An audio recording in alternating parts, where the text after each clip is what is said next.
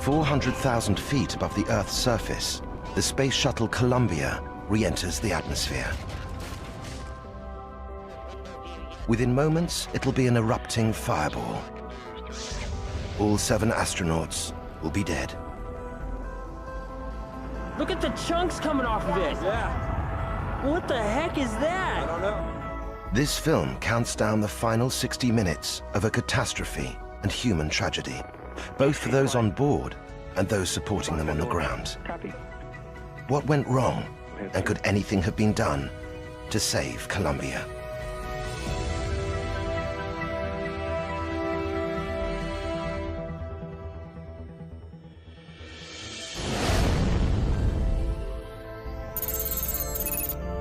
February the 1st, 2003.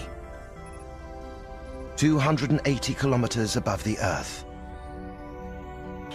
A team of NASA's top astronauts aboard the space shuttle Columbia prepare to re-enter the Earth's atmosphere, the most dangerous maneuver of their 16-day mission. London, Paris, Tel Aviv, Moscow, Beijing, Vancouver, New York, then London again.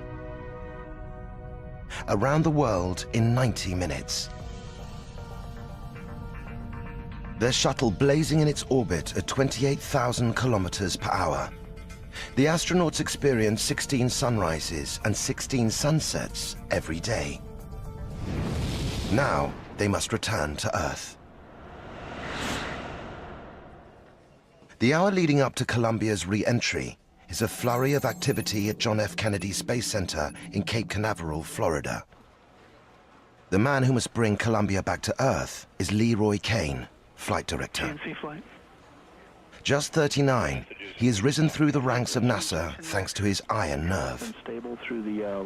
I'm a person who sort of thrives on pressure.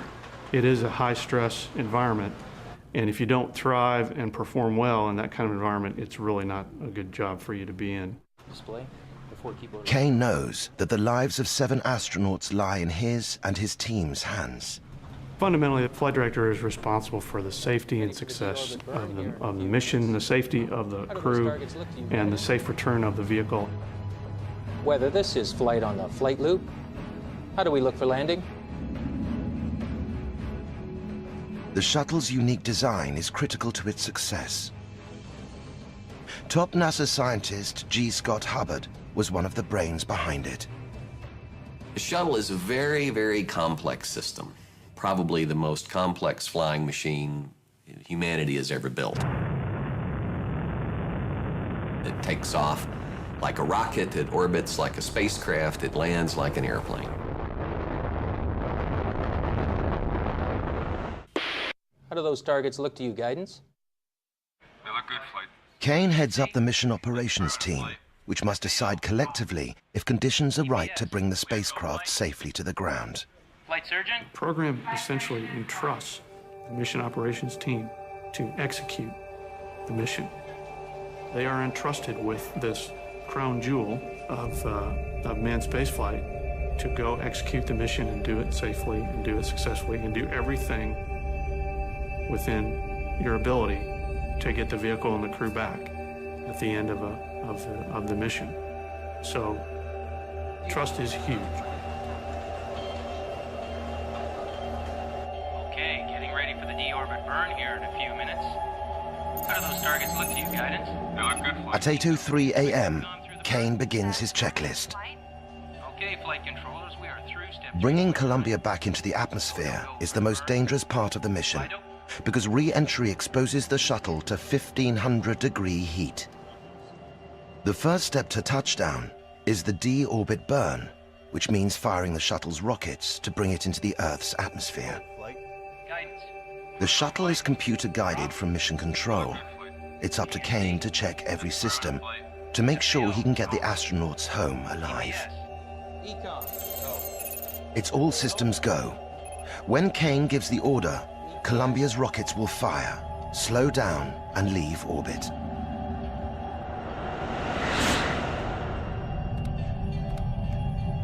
Columbia mission commander Rick Husband has dedicated his life to being an astronaut.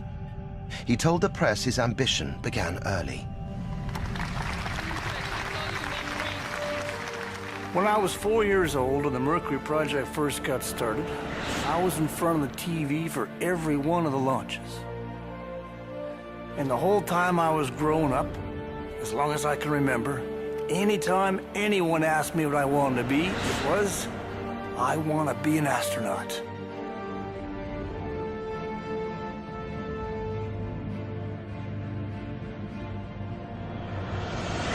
Canadian astronaut Julie Payette flew with Rick Husband on a previous shuttle mission. We were both rookies, new guys on the block, which is, you know, a particular bond because you experience this new thing, spaceflight, together. Rick is the Texan from Amarillo and spoke with a very distinctive Texan accent. It was a joy to fly and have this experience with him. Capcom flight. We're go for the burn. They can perform the maneuver on time. Columbia, Houston, you're go for the burn and you can make the maneuver on time. Okay, Houston, go for the burn. How do we look for landing? Kane's team have never seen him flinch. Today, that'll change forever.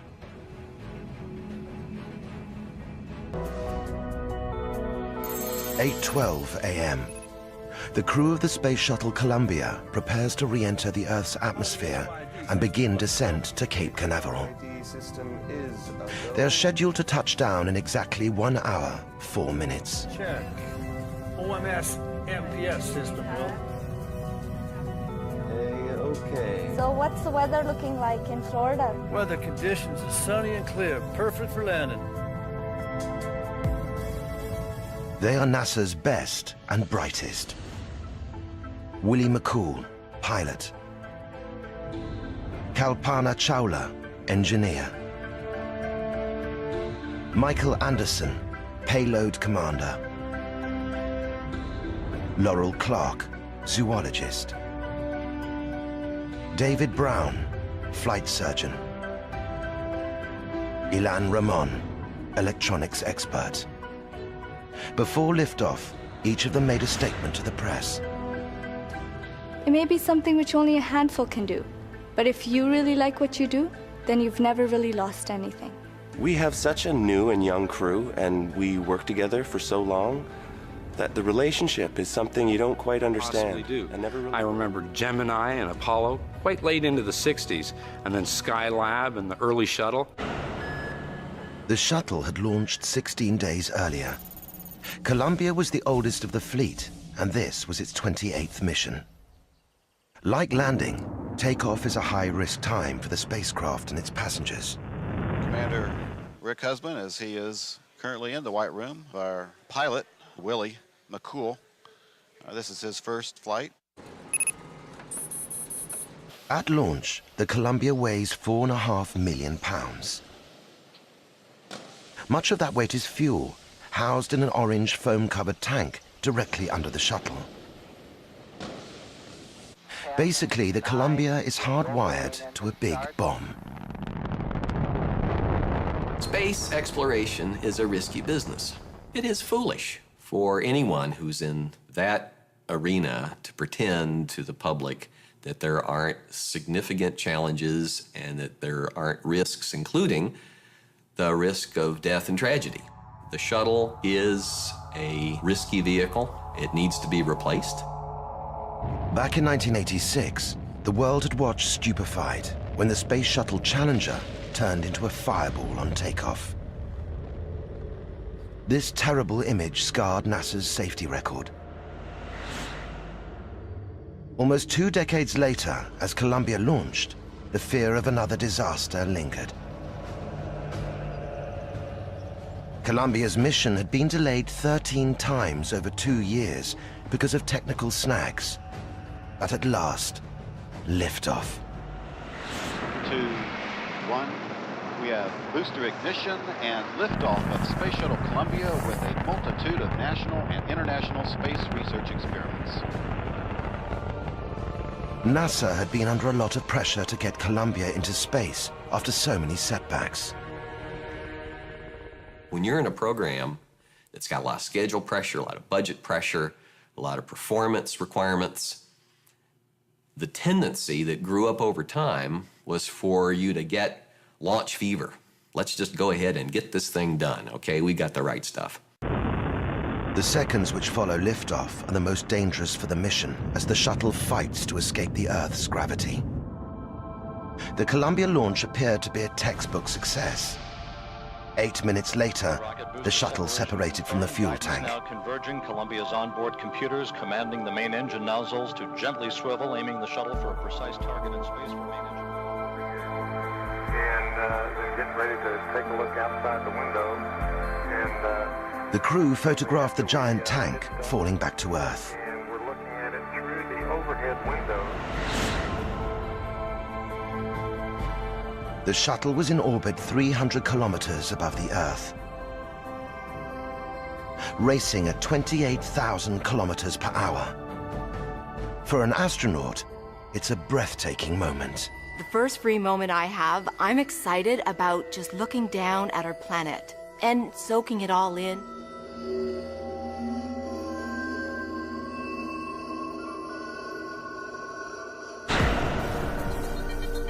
This mission was for space research.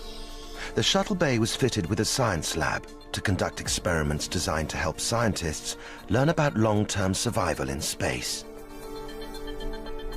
Where did we come from? Are we alone? Where are we going? What happens when a living system leaves the planet of origin, leaves this Earth?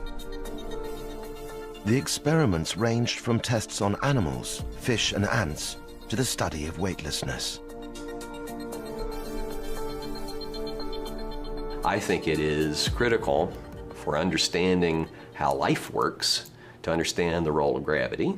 And if we're ever going to take the probably 3-year trip to Mars with people, we have to learn a lot more about how you fix the problems that weightlessness creates. Despite all the training, nothing can prepare astronauts for the experience of zero gravity.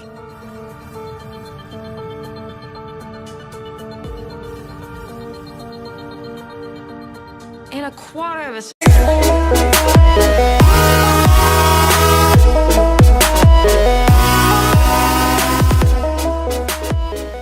You're still strapped into your seat, but you can tell you're already floating in it, and then stuff starts floating in the cabin. And then your brain says, whoa, nobody told me about this. What's this about?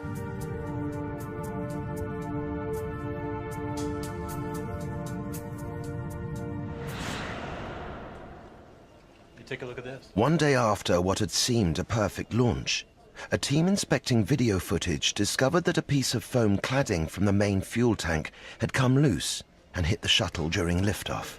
Whoa. Can you highlight it? Yeah, no problem.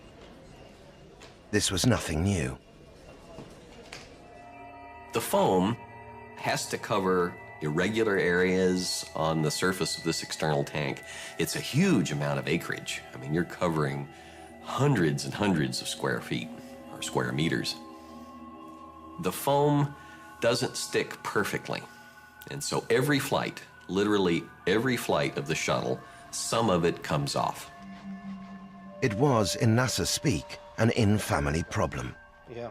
They called it popcorning, but this chunk was bigger than normal, the size of a 50-centimeter TV screen. It was clear from the video that the foam had hit the orbiter's left wing, but there had been foam hits before. No one was unduly worried. It was probably a day or not more than 2 days after we launched, and I had seen some video. At the time, I didn't know what it was. I didn't know if it was foam. I didn't know if it had impacted the wing. I knew that the engineering teams were off looking at it to determine whether it was something that we needed to be or should be concerned about. 8:20 a.m. The countdown for Columbia's re-entry to the atmosphere is well advanced. But though the foam hit's been known about for 2 weeks, There's a consequence neither crew nor ground control are even now aware of. 2 days into the flight, a piece of the leading edge of the left wing hit by the foam fell off. Unseen and unknown, there's a gaping hole in the shuttle's left wing. It went unnoticed at the time because from the command capsule on the Columbia, the crew could not see the wings. And the computer systems on the shuttle were so primitive that the data from the wing's sensors could not be processed on board.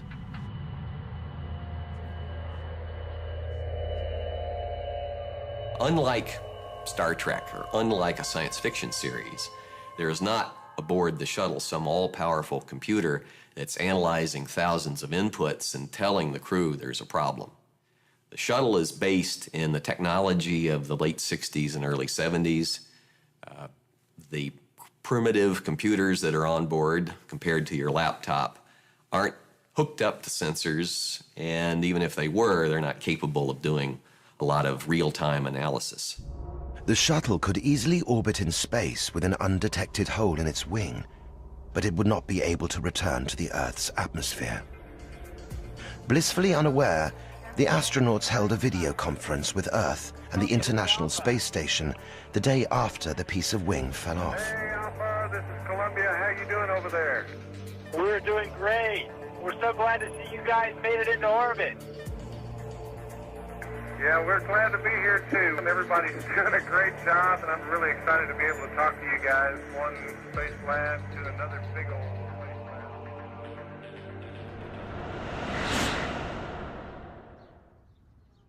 The evidence of the foam hit was brought to Columbia's mission manager, Linda Ham, who'd had 16 years' experience in the job. She had to decide what action, if any, should be taken. The big question was whether the hit had merely damaged the tiles on the outside of the wing, or whether there might be burn-through to the panels of the wing itself. She chaired a series of conference calls with NASA engineers about the potential danger. Okay, we received the data from the systems integration guys of the potential ranges of sizes and impact angles and where it might have hit, but the thermal analysis does not indicate that there is a potential for a burn-through. No burn-through means no catastrophic damage, and localized heating damage would mean a tile replacement? Well, it would mean possible impact to turnaround repairs and that sort of thing, but we don't see any kind of safety of flight issue here. The message from the NASA technicians was clear. They saw no reason to be alarmed, just the inconvenience of a longer turnaround before the next flight. What do you think? No safety of flight, no issue for this mission, nothing we're gonna have to do different. There might be a turnaround? Right. Although we could have some significant tile damage here, we don't see a safety of flight issue. Would be a turnaround issue only. Right. We would get vehicles back on the runway and have lots of damage of this type to the heat shield tiles in the thermal protection system. And so we had a lot of experience with dings and nicks and chunks out of tiles that turned out to be a reuse issue. And so that's what I had understood this to be. And so I didn't have any concerns as we entered into the preparations for deorbit and entry and landing. Anxious to avoid any awkward questions from the press, engineer Steve Stitch informed Commander Rick Husband of the problem. Hey, Rick. Yeah, Steve. There's one item I'd like to bring to your attention. The item is not even worth mentioning other than wanting to make sure you're not surprised by it in a question from a reporter. During ascent, at approximately 80 seconds, photo analysis shows some debris impacted the orbiter left wing. Experts have reviewed the high-speed photography and there's no concern. We have seen this same phenomenon on several other flights and there's absolutely no concern for entry. Thanks for letting me know. I've seen this happen. Look, can you get the video up to me so I can have a look and then I'll show it to my crew? Sure thing. Safe ride home. Thanks, Steve. Keep up the good work. Columbia, out. NASA uplinked the tape to the shuttle. Rick Husband showed it to the crew. No one was alarmed. They all knew it had happened before. But some NASA engineers thought that not enough had been done to establish whether the foam hit had damaged the wing. They requested that the US Air Force use a spy satellite to get images of the orbiter in space. No, I don't believe Linda Ham and the mission management team did not seek Department of Defense photographs of the shuttle. Later, they said that they had received no formal request. that is why I do go. However, there were residual concerns among the engineers on the ground. Discussions among the management team now focused on what they could do if the foam had indeed pierced the wing. During the flight, because there's not much we can do about it. Yeah, as everybody knows, we took a hit on the left, somewhere on the left wing leading edge, and we are also talking about what you can do in the event that we do have some damage there. Right, okay. So we ought to pull Linda Ham asked for comparisons to be made with previous shuttle flights. the data from 112 or whatever the flight was, just to make sure. Yeah, and we'll do that. Then Ham delivered an explicit admission. NASA was helpless. You know, I really don't think there's much we can do. So it's not really a factor with this flight because there's nothing we can do about it. Okay.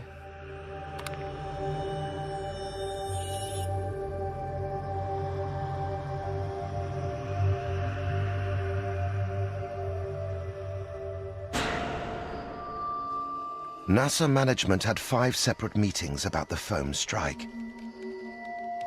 Flight director Leroy Kane recalls that every time it was on the agenda, the outcome was the same. No action needed. Help with debris hit. The Space Shuttle program was asked directly if they had any interest or desire in requesting resources outside of NASA to view the orbiter. They said no. After talking to Phil, I consider it to be a dead issue.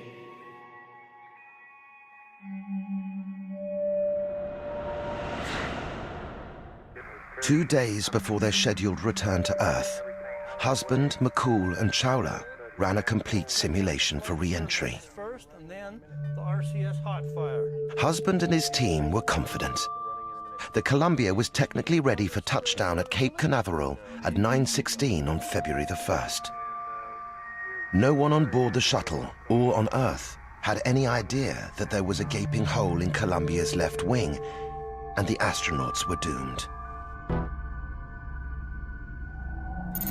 Just over half an hour from their scheduled touchdown, all systems seemed perfectly normal on the Space Shuttle Columbia.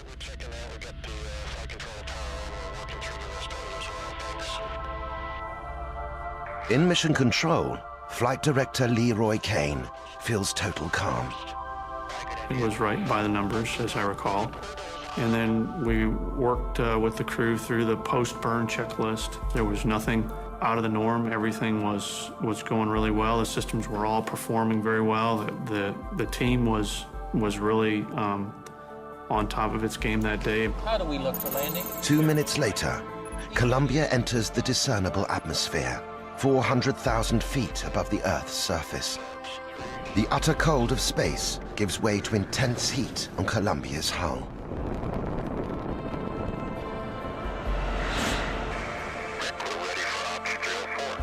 Right on cue, the temperature of the shuttle's wing soars to 1,400 degrees Celsius. Unknown to anyone, the superheated air starts to enter the wing through the undetected hole.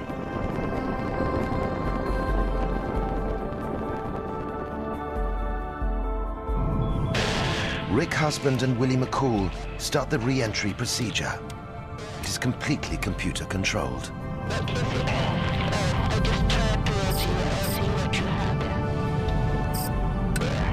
Once re-entry begins, there's no turning back.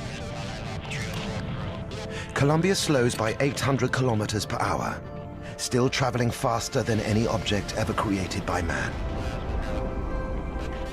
This is the danger zone, losing speed and catching air.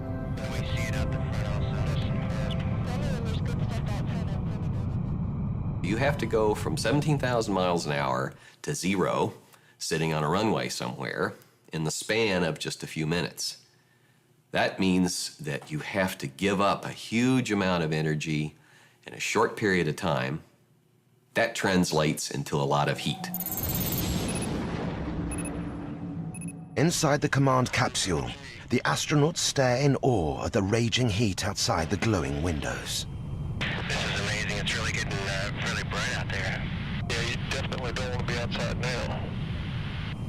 They have seen it before, but it never ceases to amaze.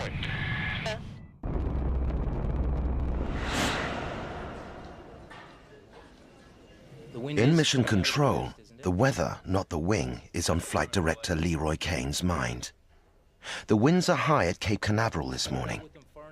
Kane's thinking about sending Columbia around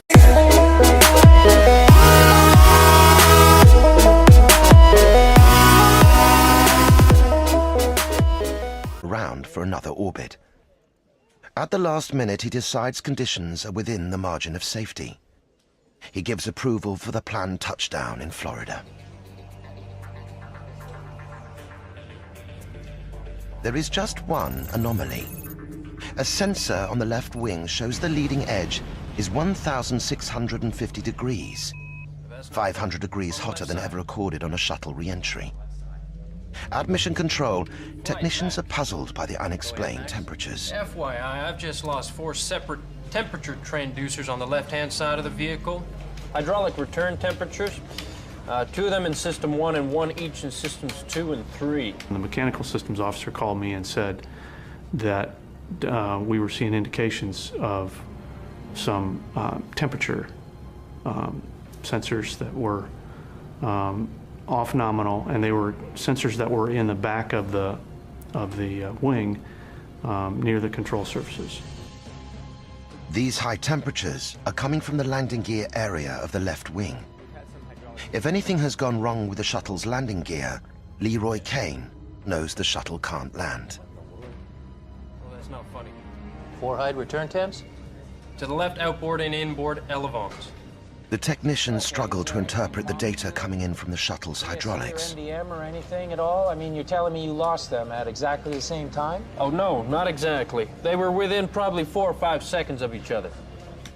Where's that instrumentation located? They are located on the aft part of the left wing, right in front of the elevon. Copy. Kane tries to make sense of the temperature data coming from the left wing. There was no bus, no cable, no MDM, no single thing that was common to all of those measurements, except the fact that they were all in the left wing. That was the commonality, as it turns out. Right on schedule, the shuttle executes a computer-controlled roll to the right. The maneuver is designed to try to find some lift, which will help slow the shuttle down even more and cool her superheated outer skin.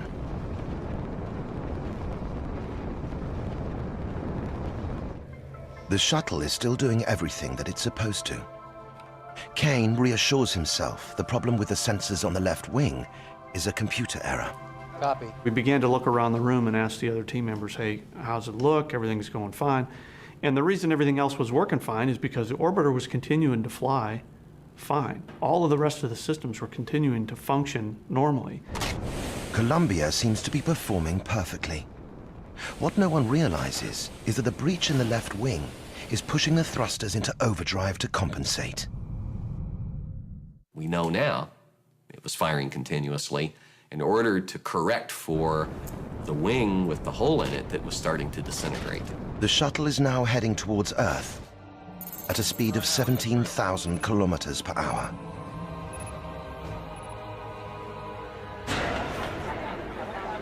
At mission control, Kane's team monitor the descent. Everything looked good to you? Control and rates and everything is nominal, right? Control's been stable through the rolls we've gone through so far, Flight. We have good trims. I don't see anything out of the ordinary. All other indications for your hydraulic systems indications are good? They're all good. We've had good quantities all the way across. And the other temps are normal? They're all normal. Yes, sir. In the cockpit, the temperatures are still reading normal. Kane has nothing to tell the crew. If there's something we want the crew to do or need the crew to do, we give them the direction to do that. In this case, we didn't have anything figured out by the time we lost comm with the crew. Right on schedule, the computer kicks in once more, and Columbia executes a role reversal, another maneuver to slow the vessel's re-entry speed. And once again, the shuttle performs perfectly. Wing temperatures even begin to drop exactly as planned, despite the damage. But readings on Columbia's hydraulic systems on the left wing are still going haywire. We see it out the front also. Max, tell me again. Which system's there for? That's all 3 hydraulic systems. These extreme readings present a puzzle no one has planned for. Left outboard elevon and 2 in the left inboard. Okay. I got you. And when you say you lost those, are you saying they went to 0 or off scale low? All 4 of them are off scale low. And they were staggered. They were, like I said, within seconds of each other. In Arizona, a group of shuttle watchers get up early to take home videos of the famed Columbia. There's 7 people in that thing. Wow. Look at the chunks coming off of it. Yeah. What the heck is that? I don't know, but I see what you're saying.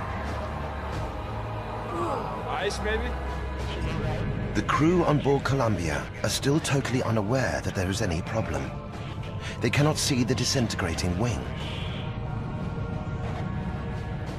The Columbia should now be visible to NASA tracking stations, but there is no sign of it. Because I asked the flight dynamics officer to verify that the systems were working the way they were supposed to, and he verified that they had been checked, and they double-checked, and they just checked them again, and they're working, and they're not seeing the orbiter in the space and time where it's supposed to be. At that point, I pretty much felt like we probably had a significant problem that we may not be able to recover from. Although I still wasn't ready to acquiesce to that. A huge piece of thermal tile flies off the shuttle. It will be the first piece of Columbia found on the ground by investigators. What was that? I don't know. The shuttle is now uncontrollable. Columbia, this is Houston. Columbia, this is Houston. Please respond. Then, a new problem from the systems tech in mission control. We just lost tire pressure on the left outboard and left inboard. Both tires. Copy. Kane's calm answer masks his confusion. Columbia, this is Houston. Please respond. Losing tire pressure means the Columbia will crash on touchdown. The loss of tire pressure is detected in the cockpit. Pressure on left outboard and left inboard, both tires. Rick Husband tries to reach mission control. These are his final recorded words. Flight Max those are also off scale low.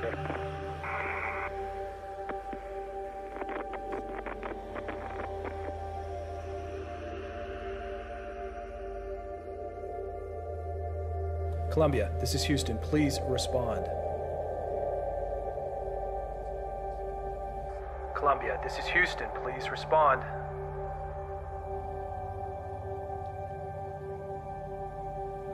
Flight, there's still no response from Columbia. Copy.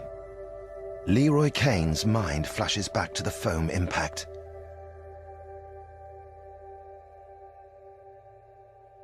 He knows the unthinkable has happened. That NASA has made mistakes that have cost lives. I can probably even show you, if you have the mission control video, where that thought was going through my mind. Final, when are you expecting tracking? 1 minute to go, flight.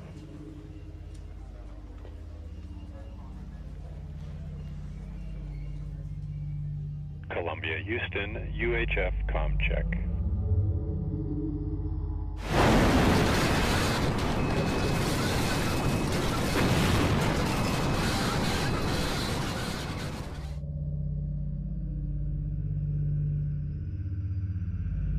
Columbia, Houston, UHF comm check.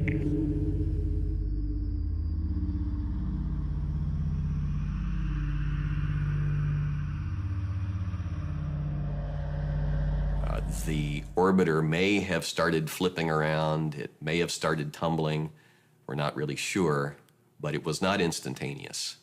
There was a period of time in there when the crew probably knew that the end was near.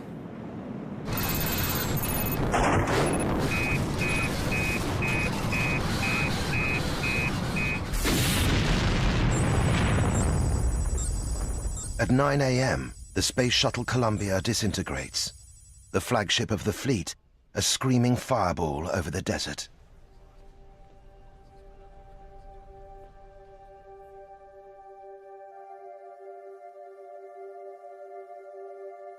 GC flight. Flight GC, lock the doors. Copy. Mission control is now like a crime scene.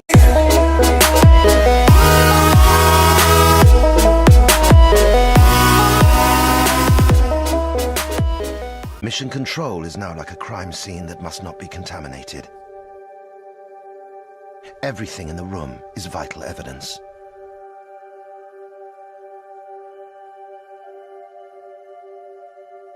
I just wanted to make sure that number one, folks understood that, again, stay focused on the task here. Let's stay within ourselves and stay within the system and keep doing what we know and understand how to do until we know more. And that's when I asked him to lock the doors. 7 men and women have died on Leroy Kane's watch. Marty, can you confirm that the DDMS folks in the Dallas area have been mobilized to the extent we're able to?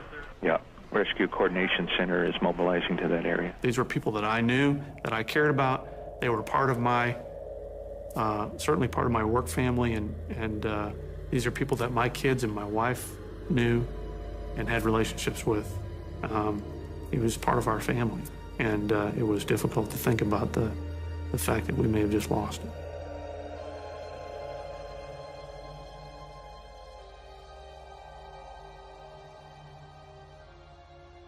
Dallas TV News shows home video of the disaster before NASA's computers positively confirm it.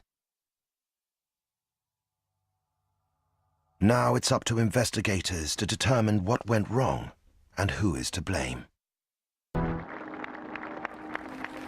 7 astronauts on the Space Shuttle Columbia are dead. Their mission was almost complete, and we lost them so close to home. The men and women of the Columbia had journeyed more than 6 million miles and were minutes away from arrival and reunion. The catastrophe that has resulted in a deadly fireball over Texas is one of NASA's worst failures.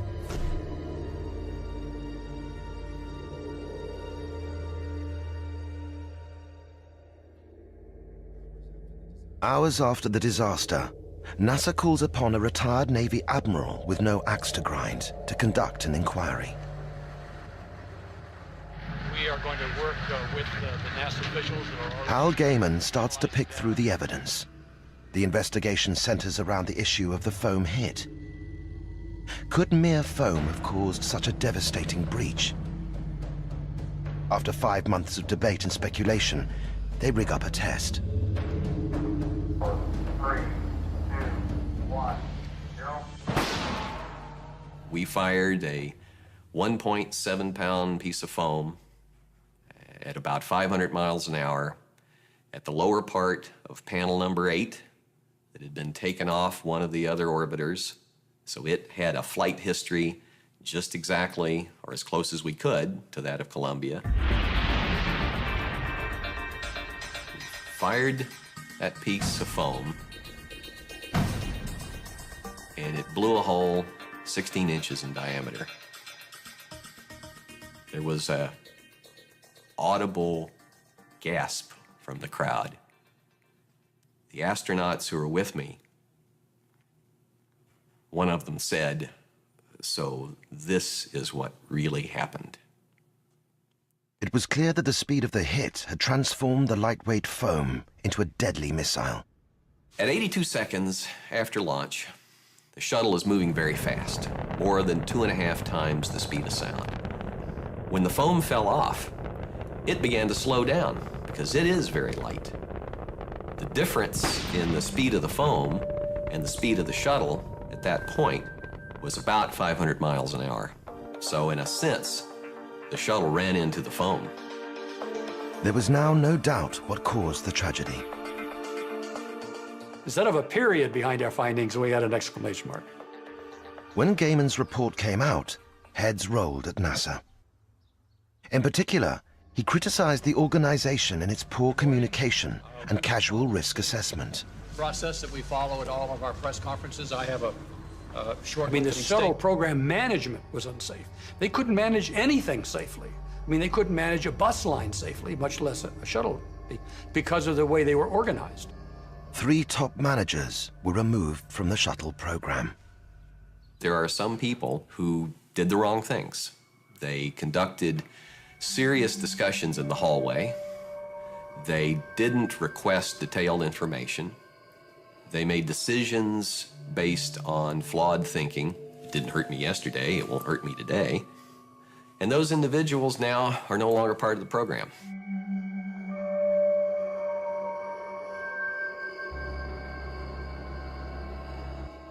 The ground team broke its covenant with the astronauts. That covenant is that when we put you up in space and while you're up in space, we will do everything we possibly can to ensure your safe return. And that they did not do everything that they could to ensure the safe return of the Columbia. But could anything have been done to save the lives of the 7 astronauts aboard Columbia? There was no onboard toolkit, so a repair would have been impossible. Scientist G. Scott Hubbard thinks a rescue could have been attempted. This country has done incredible things to rescue people over the years.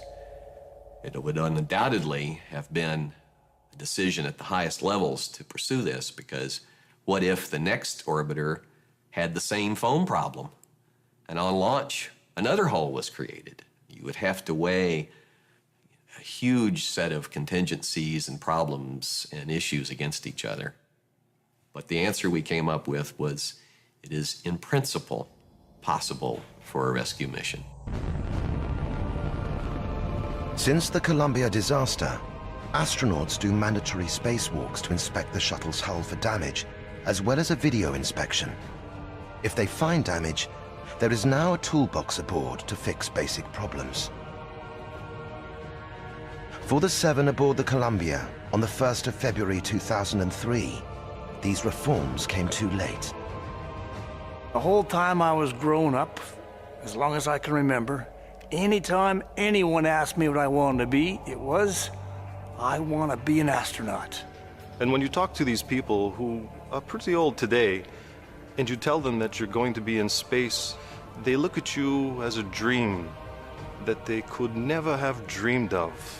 There's always the potential for something going wrong. You know, we try not to think about those things. Leroy Kane remains a top NASA flight operative. He believes that if he or the crew had known about the hole in the wing, it would have been worse. The end for the 7 astronauts was at least mercifully quick. The difference would have been that we on the ground and the crew on board